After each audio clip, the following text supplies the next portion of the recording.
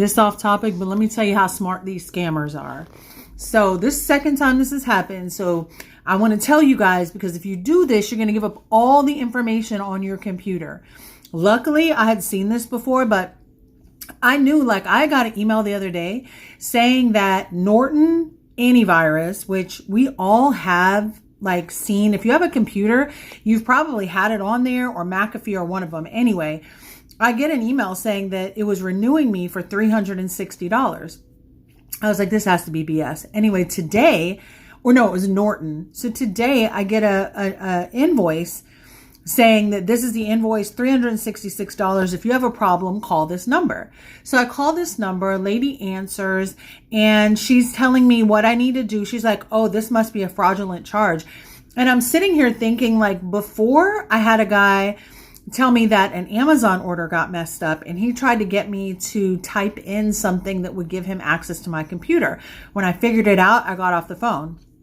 This time, she said, oh, it's a fraudulent order, so I need you to go into this website. And it was teamviewer.com. Now, I didn't type that into my computer because I knew that she was full of shit from the beginning. Like, as soon as she started asking me for stuff, she never asked me my name. She never asked me anything except the invoice number.